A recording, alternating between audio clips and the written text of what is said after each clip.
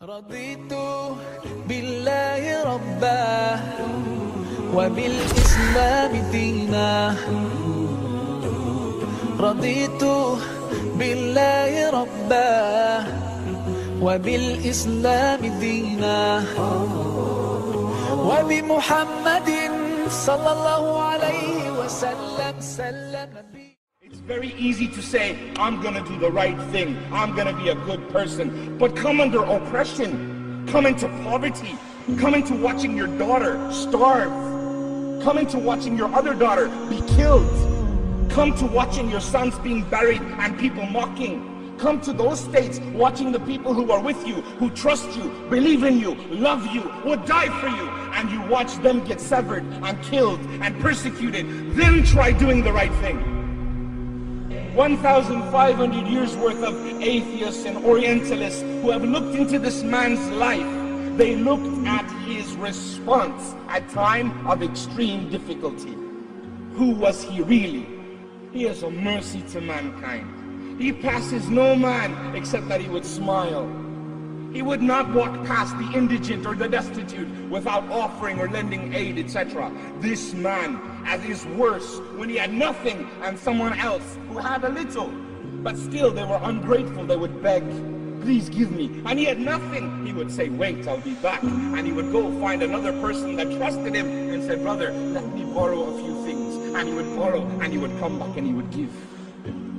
The merciful man, Muhammad, the kindest, most gentlest man, from the lips and the tongues of the kuffar themselves, not even from the believers, from the Quraysh, his staunch enemies would say, there is no man like Muhammad, he is Alameen, the most trustworthy.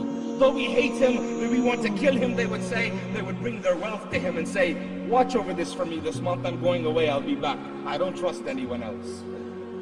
The true strength from all that compassion, all that mercy harnessed in his soul that made him able to truly have al-walah wal-barah, love that which Allah loves and hate for that which Allah hates. This man, when needed to, when it was a must, he took them down, he beat them down, he defeated them when he needed to, without hesitation. He drew his sword, he drew his dagger, he fought with whatever he had, and he would not hesitate. And he would send them back to Allah. He was no weakling, he was no wimp, he was no coward, he was not afraid. This man was a warrior. Muhammad transformed armies of Arabia to his successors. So his successors after could use them to defeat the armies of Persia, the armies of Byzantium, and establish the heartland, the empire of Islam, al-Khilafah.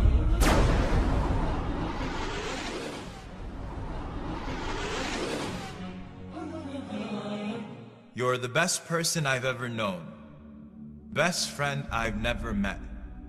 Your sincerity to me is blinding, enough to completely canvas the world with drapes that read respect, honor, love, protect, while creating a window for me to zoom in on the important things, but those are the things that I forget or neglect. I will do better. Your ummah is fine, not because of me or mine or wounds that heal with time, those who would die for a dollar sign, but because a promise is divine. So when we feel like we're at our worst and our sadness would cause our hearts to burst, it feels like there are times when there are angels within our lines, or hovering over squares with chance of freedom in the air, and though tyrants may step on our necks, we smile, for history has always been on our side. Yours is an ummah that simply does not die. I am sorry for my weakness, for every time I've been ashamed of your name and asked someone to call me Mo, for not knowing enough about you to defend you when they drew cartoons or accused you with the most heinous of accusations, for not getting over my distaste of reading and waiting for Hollywood to put you on the big screen so I could know something about you. As if Steven Spielberg or Mel Gibson or Johnny Depp would somehow be able to recreate the twinkle in your eye or a beautiful bead of sweat as it scaffolds on your forehead, frantically fighting gravity, not wanting to fall off your body. I keep thinking of seeing you. And if you would smile at me, the thought gives me goosebumps. You told me to meet you at the pool. So on that day I hope and pray that I will see you through the crowd, that no angels barricade me as I sprint at breakneck speed. I hope you recognize it's me. I will crowd the companions to get access to your vision. I will obey my thirst by quenching it from your hand. So until that day, I will pray.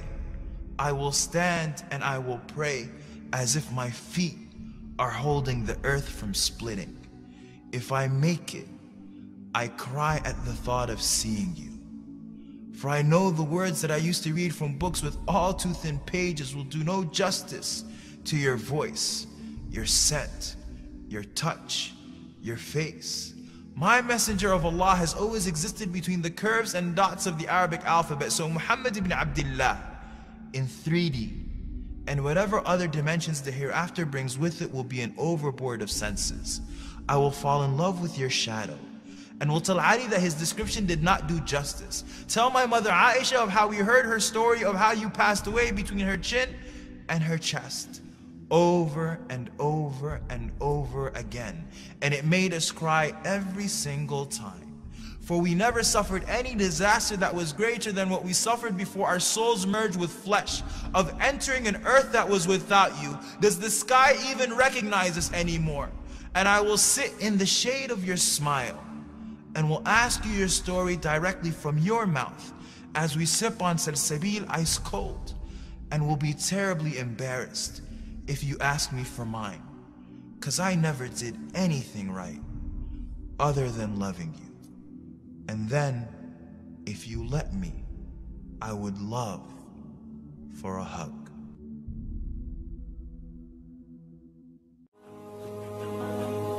Allah, you're the source of life and you're the source of truth. To obey you I strive and my aim is pleasing you. Allah, you are the only one, your promise is always true. You don't need anyone, but we're all in need of you. And I sincerely